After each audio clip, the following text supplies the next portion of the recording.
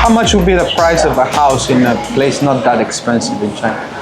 I think Jiayuan, Jiayuan, yeah, I like Jiayuan, where we stayed before. 140,000, sorry, 1.4 million. 1.4 million yuan. Yeah.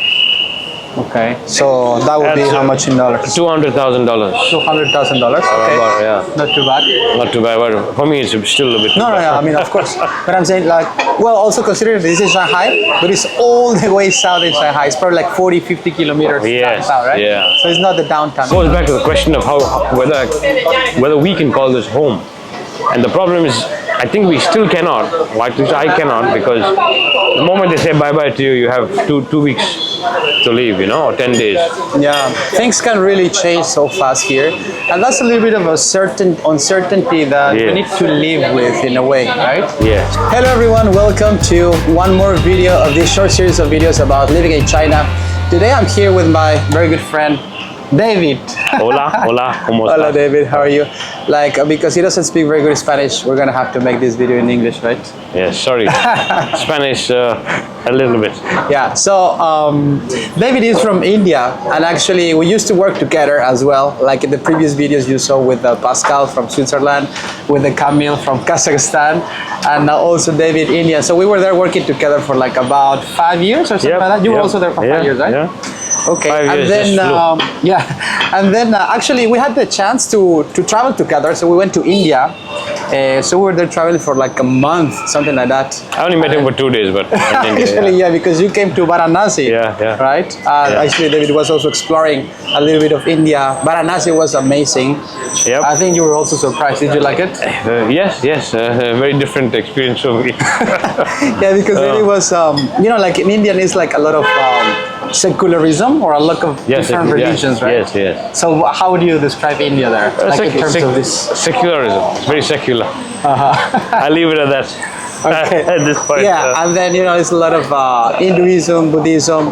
David is also from Christian, right? Yeah, Catholic. And then so it was just a mix of many different things there in Varanasi, but it was quite interesting to see. Also for me, it was amazing, like quite a nice trip. Actually, one of the best trips I've done, probably, in terms of many different things to see. Okay, today we're going to talk about David's perceptions in terms of China. You've been here in China for how long? A long time, 15 years. 15 years. Okay, actually we were talking to Camille, and he's been also for 15 years. Oh, wow. Yeah. So before talking to the views of China, can you tell us a little bit about your background? So you were in India before. How did you decide to come to China for the first time? Or how did you even get into your, in your mind? I actually was in Singapore before I came here, and at that time my contract finished. So the new job I got was either China or Vietnam, and at that time, China was booming, is still booming, but at that time there was a lot of news in the media about China. What year are we talking about? 2007. 2007. So you were in Singapore for how long? About 7 years. 7 years in Singapore? Yeah. Okay. And then, so the option was here or Vietnam, and I chose here. Okay, so you could have gone to Vietnam as well. Could have gone to Vietnam as well. After Singapore. Yeah. Oh, this is funny as well, because I remember you told me you were working in Raffles. Yeah. How was the work there in Raffles? Raffles is what? It's a design school, one of the good design schools with people from all over the world. Very good designers. I met some very good people there. Very nice people there, all over the world. Enriched my life actually, working with them. If I remember correctly, I think Raffles used to have, I don't know if at the moment, but they had at that time, because I was also working in Raffles, but Hanoi, that was in Vietnam. I was there for a year. And I remember they mentioned at that time they have more than 30 campus around Asia. Yeah. Right? So they have in different areas, like in Surabaya, in Indonesia, in Malaysia, in Singapore, correct. in Vietnam. Yes, and many in China at that time. Yeah. It was a very nice experience. Very nice experience. I enjoyed every bit of it. Yeah. So why did you decide to come to China instead of Raffles? What would it be like Raffles Hanoi or not? Yeah, it was Raffles Hanoi. It would have been Raffles Hanoi. Oh. But I mean, it was Raffles Hanoi or Raffles Shanghai, and I chose Raffles Shanghai. So. Okay. I came in on single entry or double entry visa, and then we could, that as it wasn't the case in the past, and then they would convert it into work. That was the usual procedure at that time. Okay. Yeah, so you take within a certain period of time, you convert your tourist visa into a work visa. All right. So I've heard that story. So they tell you to come first as a tourist. Yeah, that's usually how you used to work, correct. And then when you're here as a tourist, then you just do the process to change it. So that we're talking about 2000 what? Seven. 2007. Yeah. So actually, many companies they used to suggest that because for them it was probably a little bit easier to more straightforward, I think. more straightforward. Yeah. So and actually they make sure that the person is gonna actually come to China all the way, and then they start doing the process. Otherwise, maybe they would invest some other stuff for the person to come already with a working visa. So that's why they were suggesting the tourist visa. So then you were here in La Roche. Sorry, no, before La Roche. You were there in Raffles. How was the experience in Raffles? How do you feel fit in Shanghai for the first time? The people at work, my colleagues at Raffles were top notch. I felt very welcome. The program directors especially went all out, to make me feel welcome. The people there were from different parts, a very diverse perspective, very new influences, new points of view. Basically, a different, whole new chapter, including your own point of view. Oh yeah, everything changed. As well. yeah, everything changed. A lot of things changed. Yeah. So a bit of a different exposure. Were there more Indian colleagues there? There were a couple, but not from India. They were from British-born Indians, or British Indians, and similarly South African. Yeah. Also Indian, but Because to give us also, before going back a bit of in the background, like India is huge, right? So it has a lot of different languages or dialects. Yes. But between different provinces, is it like normal people just communicating in English? Yes. Mostly it's English, unless they find that they have a common language. So for example, Hindi would be sort of semi-common. I wouldn't say very common if you go straight up from me. Yeah. But down south, it's usually the local language. And if you don't know the local language, you might want to know the a common local language. Yeah. Which basically in India they're more than bilingual, trilingual, I'd say. Would you say that majority of people in India would speak Hindi? A lot would. I wouldn't know the exact number, but a lot from the north would speak Hindi. Maybe even down south, up to Hyderabad and Kerala, maybe. Yeah. A lot of Hindi. Bangalore. Yeah. It's a lot of communities there, right? Yeah. Yeah, I remember. Like now, exactly because it's like great variety of everything. So now, actually, India is the most.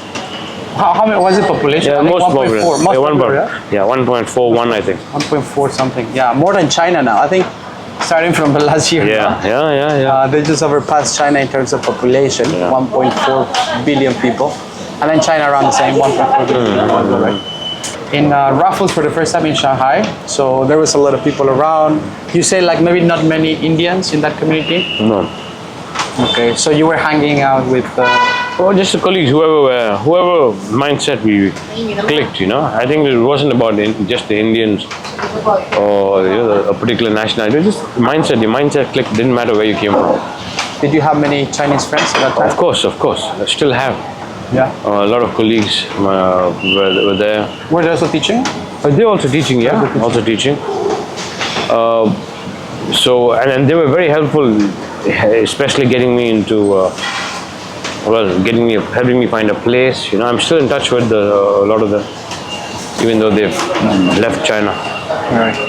Okay, so after some years, like you were here, like did you kind of like made this place home? Like at what point did you decide, or maybe I don't know if you've decided? That's a good question. To say already, I think I'll stay around. I do want to call it home. The problem is the visa requirements are not so straightforward. I don't qualify straightforward for a green card because it's very difficult. The requirements are very high. and so it has to be based on my work. Right? So that's an issue. You know, for example, in Singapore, I had a permanent resident card, but something like that doesn't exist here. But it's not very easy to accessible. You know, Yeah. that's the problem. But yeah, if I had that pathway, then it would have been clearer to buy a house and, or at least put a deposit down for a house. Yeah, yeah. Because it's a little bit difficult. It's true. Like as long as you're working here, then they just keep renewing the contract, of course, with the work permit and stuff. But it's not as easy as in other countries. Like you just live there for probably 4 years, 5 years, or whatever, and then you actually can apply for the permanent, right, residence, and even make some exam at some point, and then claim the passport and stuff, right? Like in some. Oh, that's here, no. definitely not the case. Yeah. Yeah, and also even if you get, I was talking to AJ actually the other okay. day, well, like a month ago. I think he was saying like even if you get married, they're gonna keep checking on your marriage status. Yeah, correct. But apparently now with the marriage visa you can work. Yeah. Oh, He said that now he can work. I thought that you cannot work No, I with the don't. marriage visa. you can apply for a green card, and once you get a green card, you can work. That. Okay. Oh yeah, I think he got the green card. Then Something like yeah, then fine. Yeah. Then it's okay. Okay, so then after some years, then you felt like, okay, maybe I'm just gonna start calling this place home, or Yes and no. Yes, because I do feel like it, but no, because the operational logistics. It's always at the back of my head, you know. So, how often you go back to India? twice a year, if possible. Whenever we have the holidays. During COVID, none. Yeah, But exactly. yeah. So the experience of many of the expats here in Shanghai, particularly during COVID, was a little bit tough because, it was like, first of all, super difficult to go out, and then second of all, the prices were like super expensive, right? So a lot of people couldn't go back home for like probably 3 years, right? My case was also 3 years, three and a half. She didn't go for how long? For also 3 years? Yeah, correct. Otherwise, what's the logistic? Is it easy to go? Oh, yeah, very easy. That's no What problem. are the flights and the price? Very reasonable. We used to have direct flights from Shanghai to Delhi. Shanghai, Delhi? Yeah, Delhi, Chennai, my hometown. Okay. Or Shanghai, Hong Kong, Chennai, my hometown. Very Okay, nice, that's very nice, very good connections. Okay. How many hours Shanghai, New Delhi? I think 7. Now we don't have flights. That's the problem between the two countries. Direct flights. So it's a bit And about the prices? reasonable. I think right now I can get a ticket for about 5,000 or even less. 5,000 yuan? Yeah, return. Okay, so less than $1,000. Yes, less than $1,000. Okay, so $900, something like that. Round trip? Nights, yes, 7 nights, 50, no, 8, even 800. 800. Yeah. $800 round trip. Okay. Even 7 if you really push Really? it, 7. Yeah, not bad. I know, maybe even 6 is possible, depending on if Maybe you take even 5 with a little discount. if you take the budget airline, it's possible. Okay. Yeah, no, for sure. Okay, well that's good. So then you were there in Raffles for 7 years, right? 9, 8, around 8 years. Oh, right. Yeah. So you were 7 in Singapore, then 9 here first, in the first job in Raffles. Yeah. And then what happened? So now you changed jobs, or how was that transition? You could tell student numbers were going down. So one day they asked me to leave, so I left. And I'm still grateful to Michael to give me that opportunity to get the little Cheers to Michael. Yeah. Take the clip. Yeah. Cheers, Michael. Okay, that's No, but seriously, I so mean, then you apply there. Yeah. So what year was that? Was it 2000 and maybe similar with me, right? 16, 17? Something like this. I came 3 months after you. Oh yeah. So that should have been like 16 maybe. Yep. Yeah. Okay, yeah, I remember.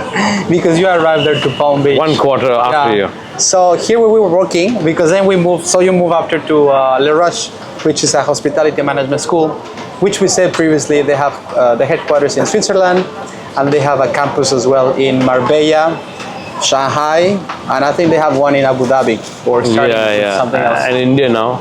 Oh, in India? Yeah. Where in India? That's a good question. I think Pune. Pune. Yeah, I think so. Pune is where... Just down Mumbai, just below. Okay. Yeah. I think we were there, or I was there. Pune. Yeah, I think you're probably there. Pune. Yeah. Okay. Pune. To be correct, I mean. Do you speak some Hindi? Yeah, a little. I speak Hindi. I speak Hindi and Tamil. Tamil. Yeah, sure. Yeah. Okay. So where is precisely Tamil used? Or In my hometown, which in is Tamil. Chennai? Yeah. South Tamil. India. Yep, Tamil Nadu. Tamil is also spoken in people from that region. So you can also say that people from Sri Lanka speak Tamil.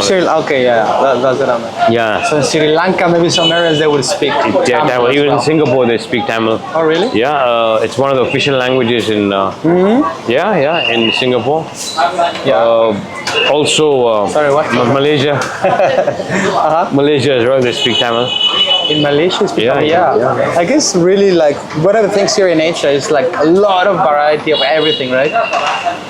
Especially, I remember in Singapore, is all little neighborhoods of everything, like little India, little Yeah, China, correct. little thing, little that. And Tamil is a very ancient language, very strong, very ancient, respected language. Yeah. So would you say that's your mother tongue? My mother tongue is English. It's English. Yeah. Okay. I'm an Anglo-Indian, so that's why it's English. Anglo-Indian. Yeah. Okay, so after Anglo-Burmese, if you really want to know. that, really? I claim it back. Okay. So after the after English, so what will you speak better, Tamil or Hindi? Tamil. Tamil. Yeah. Tamil. But with your mom, for example, you speak English. Yeah. Okay, so that's So when I leave the house, I speak Tamil. When I go to the north, I speak Hindi, and when you come to China, Mandarin. actually, he's very good at Chinese. A little bit. Yeah. And can you tell us why are you very good at Chinese? I've been here for so long, I have to eat. That's my excuse. Oh, so yeah, it's been like having a closer experience. That's well put together. That's true. But that's good. Actually, that helps a lot because you learn a lot of even the slang or words that you wouldn't find in the dictionary, right? And then or the accents and Yeah. little things that And also, if you want to piss someone off in Mandarin, Oh, that was very helpful. maybe That's very helpful. Have you get into this at home only. intricacies? At home only. At home only. Chinese, huh? So at home now you speak Chinese? I mean, I speak half and half, English and Mandarin. But yeah. But It's like, okay, so a little bit of a mix of everything. yeah. Okay, that's good. So then we were there working in La Roche, and so how do you see your experience as a lecturer there? I'd say the similarity between Raffles and La Roche was the people. Right? I mean, we're sitting here today because of you and because of La Roche, actually. No? The people, the mindset was very nice, with the people we hung out with. And in that sense, I'd say I was very fortunate. And I have to be grateful for that. Yeah. To meet people who helped me expand my horizons. Yeah.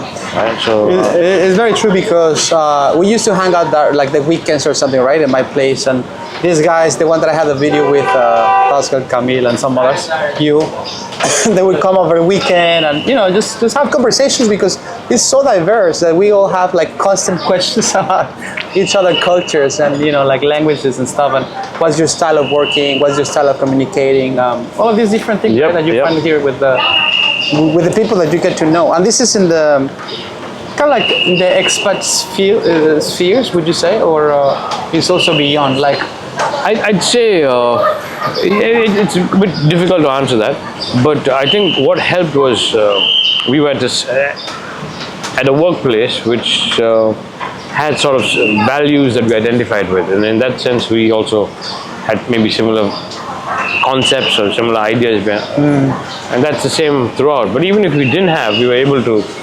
communicate and hopefully work through it. So I think that's the key point. actually, that reminds me that David wrote a paper.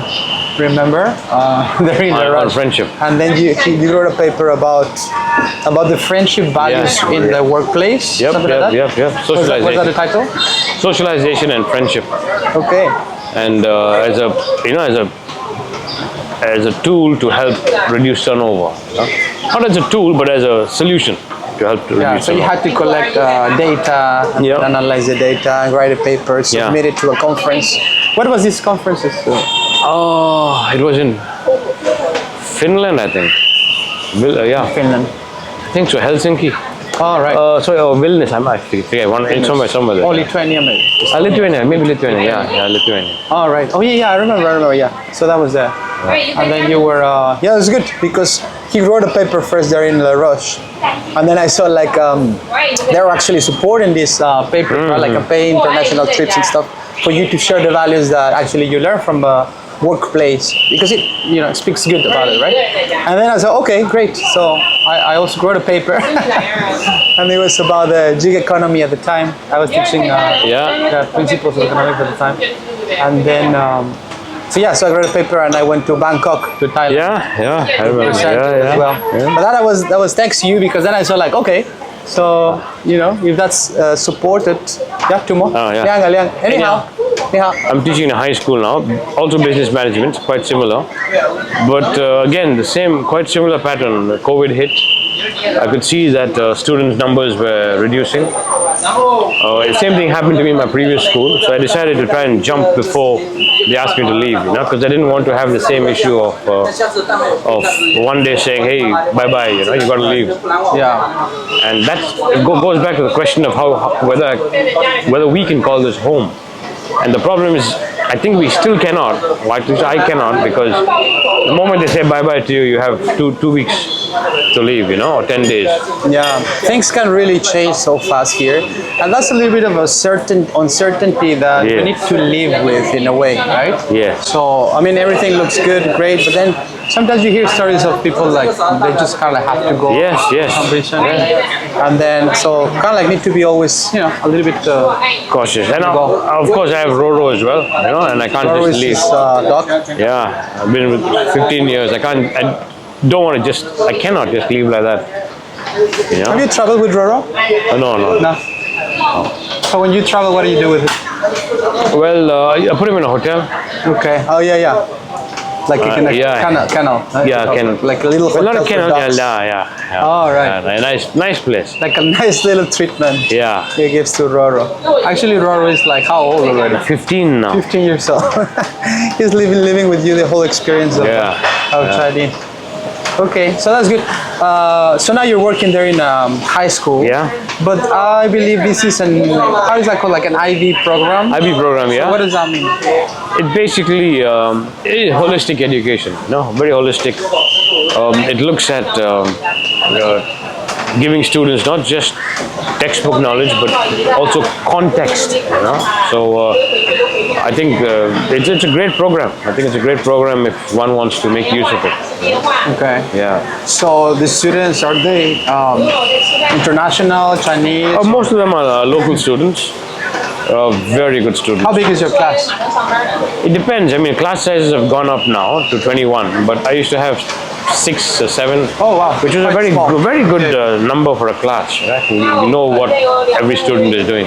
Okay, was that like a big difference from La Roche to? Very big now? difference. Very In what big. sense would you say? Because think- the other guys, there was like a college. Yes. And it was a private college. Yeah.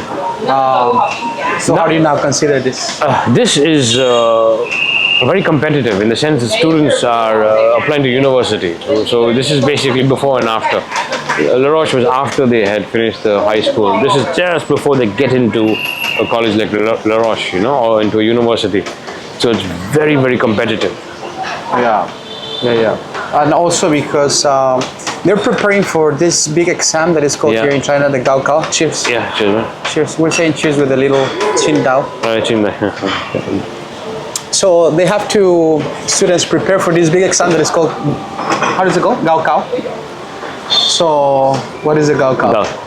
To be honest, I don't know much about it, but I just know the IB exam. I mean, it's just like the preparation for all the Chinese students. Yes, that's true. To get into the best universities. And like in the US, they have the Ivy League, right, program? Yep. So here in China, they have something that is called they used to have many programs, like to put the best universities, some sort of in a ranking in China. But now I think they stay to this latest program that is called, I think, 211 or something like that. Yes. Yeah? Universities, correct. 211. 211, correct. 211. And then they have like all of these best universities in China. They teach all of these different subjects and such. At university, and the students, when they're doing and preparing the Gaokao, based on the rating, they can choose one of the best universities around China, right? And Raffles, for example, is one of the 211 universities, it's just down the road here. And that's where it was located, you know. So, yeah. All right. Yeah. So yeah, that's something like, you know, during the Gaokao, which lasts like, I think like 2 to 3 days, students, they really focus on studying around, you know, even they close some of the streets for the noise, not to go through the buildings where the students are actually, you know, taking the exam. So it's quite like, I mean, it's taken very serious, right? Because, so what I've seen is like a lot of parents as well. They put a lot of effort during the early years. So for the student to actually try to get it to one of the good universities, right? Absolutely. So it's kind of like the future. Yes, that's true. What are the best universities, you know, in China? Put me on the spot. Of course, Tsinghua. I only Tsinghua, can say two, yeah. Tsinghua. Tsinghua University, yeah. And then, of course, you have Jiaotong. Shatong University, Yeah, here in Fudan. Shanghai as well. Yeah, Fudan. University. Tongji. University, yeah. East China Normal University. It's China. That's where Dimas is studying. Oh, wow. Very good. China's course, yeah. Nice. You'll do very well. It's China University. And then we have Shanghai Normal University. Oh, that's where we were before. Yeah. SNU, Shanghai Normal University. Yeah, and then we have because the campus was inside SNU, the Le Rush campus. Yeah. And Raffles was in Donghua University. Oh, Donghua. Okay. Yeah. Yeah, I think these are some of the top universities. Yeah. Also, and probably, how did they say? Wuhan universities. Okay. Wuhan, yeah. Yeah, Wuhan University. And allegedly, maybe the best Beida or Yeah, correct. No, Beida. Right? Yeah, correct. Beida is Beijing University. It's Beijing. So these ones are kind of like the top ones to get inside, right? Like, I would like to get into one of those. Do PhD in. You know, I was one time in Beijing University. I just went like just to visit, to see how was the campus and stuff. So of course, big, right? So there's a lot of things going on there in this university. It's quite nice. But I think, you know, it's different because if you're looking for a job, in terms of finance, maybe it wouldn't be as well paid as some other private universities. That's always the cost benefit analysis we have to do, you know. Yeah, like missing opportunity cost. Yeah, true.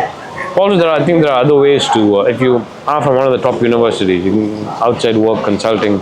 But also because it has like a great reputation. Yeah, absolutely. Then probably the salaries wouldn't be as high, absolutely, right? Yeah. As in other like private schools. But here there are some good private schools also in universities in Shanghai. Yeah. Like they also have the NYU University. Yes. So that would be good. Are you looking into new options soon? No, not really. But I wouldn't say no to a good opportunity. Yeah. So what's ahead? What's in the plans now? Because now you're working in the high school, doing good, doing great, having holidays, having the free time, having to great. But then, what you're looking to? Staying in China, if I stay in China, then I've got to look at a long-term plan. Yeah. Buying a house, for example. I mean, buying a house, but then of course it's a chicken and egg. You know, if I buy a house, I still can't settle. I cannot settle. I mean, and the house, if it helps, it would be something I could look into. But it doesn't help, you know. So I mean, till date, it doesn't help. How much would be the price of a house in a place not that expensive in China? I think Jiayuan, I like Jiayuan, where we stayed before. 140,000, sorry, 1.4 million. 1.4 million yuan. Yeah. Okay, so that would be how much in dollars? $200,000. $200,000. Okay, not too bad. Not too bad, but for me it's still a bit. No, I mean, of course. But I'm saying, like, well, also consider this is Shanghai, but it's all the way south in Shanghai. It's probably like 40, 50 kilometers down south, right? Yeah. So it's not the downtown. Now here we are in downtown, but the south is. Yeah, I mean the difference you can tell in Jiayuan the rent is 2.5. Here the rent is what 20,000. Yeah, to talk a bit about prices in Chaoyuan when we were there, like well, Chaoyuan is the south of Shanghai. It's a compound that is in Fengxian in South Shanghai, which is probably like 45 kilometers from Easy, downtown. easy. So there the rents were about, for a 3-room apartment, maybe you can find for 3,000 yuan, right? Which would be how much in dollars? About $400. Like $400 Yeah. for Yeah. per month for But I paid less. Sorry. Yeah. You always get the best price. No. I just had the budget. You can speak Chinese, right? No, you Talk talk. a good Guangxi. I think I paid $300. Yeah, Okay. 300. So something like this. Yeah. And here in downtown, how much is it? I you think pay 10 like, times. 10 times. yeah. 10 times. You can find some nice place. Well, not some nice, but one room place for probably $1,000. Maybe. If you're lucky. Because it's like then. 6, 7. Like Seven. they're paying like 6, 7. No, but if she resigns, you won't. Oh yeah. So probably starting at 1,000 for a one room. Yeah. Here in downtown. Yeah, you're lucky if you're lucky. Yeah, and then it goes like 115, 2,000, and then above, Yeah. right? So you can find like quite nice places with a nice views and stuff. Yeah. Okay, so that would be one thing for you to consider staying in China. Maybe get a place, but It doesn't help with the long term. Yeah. You know? But let's, also because if you buy a house in China, have you looked into it? Like I have looked as, into as it. an expat, Yeah, I have do they looked have into the it. same rights? yeah. I mean, we can buy a place, no problem. The only thing is expense. It's expensive. Yeah. Is it the same that it's not really for sale, but it's kind of like for long-term rent, like 70 years or 80 years when you buy a Yeah, house? I think so. Yes, 70 years, correct. 70 years. More than enough for me. You're not gonna make it more than 70 more, huh?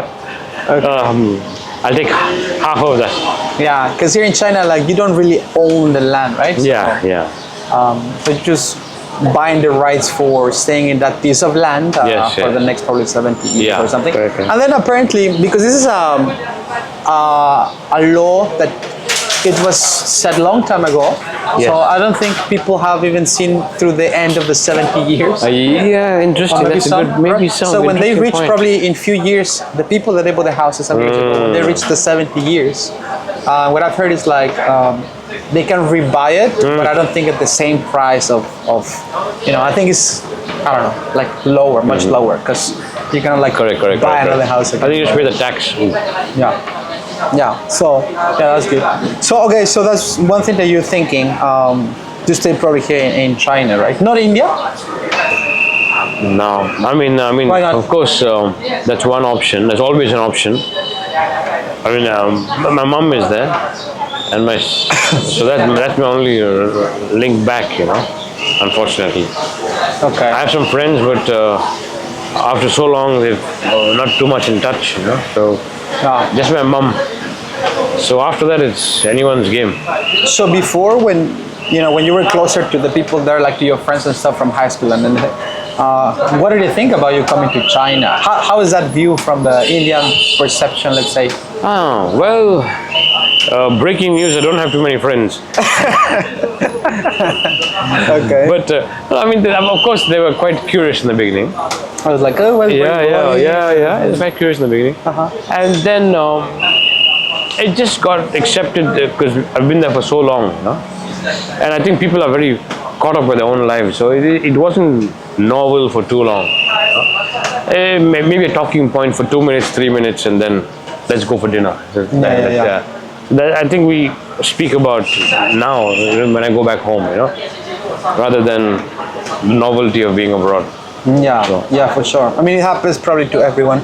At the beginning, when you're here, like, there's a lot of questions, right? But then you start getting familiarized with things that you don't even probably are too excited to keep sharing, because it becomes like your new normal. Right? So Correct. when something is your new normal, probably you don't feel like super excited, even sharing something, right? Have you? One thing I remember, you had your mom coming here visiting China for the first time, right? What is she? Not for the first. She's come 4 or 5 times already. Oh, okay. She liked it. What she yeah, thinks? She likes it. She liked it very much. Okay, so now our friends just came. So just to wrap it up, because we're gonna order some dinner. Is there anything that I don't know, like you would recommend to people coming to China for the first time? Since you've been here for such a long time, so what are the expectations for the first time? What are the good things that you've learned? What things maybe to avoid? Since you've been here like in China for a long time. Wow, that's a good question. I think avoid having a closed mentality, a siege mentality. It's a beautiful place. Bring the WeChat, Alipay, all those apps Everything that is can just help getting you. ready, huh? Yeah, maybe bring a translator in case you don't speak. Translator, yeah. A translator. All this is on the phone. There's no cash anymore, so it's all on the phone. If you must use the apps in the Western world, then the VPN is necessary. But yeah, I mean, I think this is a great place. Yeah. It's very safe. It's a Yeah, in terms of safe, actually, honestly, like, I mean, another safest place doesn't really come to my mind as Singapore maybe. maybe Singapore, yeah, for sure, Yeah. probably, right? Yeah. Yeah, but honestly, like, Yeah. I mean, now we have the camera there. It's a Yeah. little bit far. I Yeah. should have zoomed in more. But I mean, everything is just kind of like around, and nothing Absolutely. really happens. Yeah. I mean, like I said, people are welcoming as well. You try to speak a little bit of the language, and they're very happy, very pleased. So Yeah, obviously that's a good point that you just mentioned now. Before we finish, because you said that people that is coming here for the first time, they need to have a bit of an open mind, right? Being willing to embrace, differences or trying to learn from the experience, because it's not for everyone at the same time, I should say.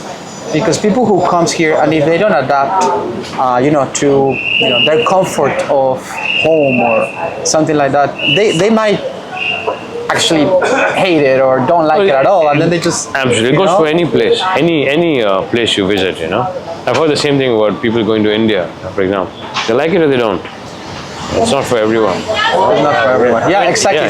Same for India, I would say. Yeah. In my case, it was one of the best places that I've actually seen. Probably because I was traveling with the right chip in my mind. Maybe. Otherwise, it becomes probably very challenging. It is very challenging. I mean, when I go from the south to the north, it's also challenging for the first time, for the first few seconds maybe, first few minutes. I think it's always the mindset. I guess that's the beauty of traveling, right? Like, you try to have these experiences and being able to live them through and just experience and then compare what you actually have back home or wherever you are. All right, so I think with that, I appreciate your time for this little. Now we're gonna have dinner here. Thanks for the beer. We're just waiting here. Yeah, the beer is on the house. Well, thank you. I think we just wrap it up in a good way. Yeah, I just want to say, great to meet Antonio. Good representative of his country, Mexico, but generally a good person, so good representative of humanity. That's the key point. That's a key point. Okay. With that, we'll wrap it up. So thank you. Okay, you guys enjoy.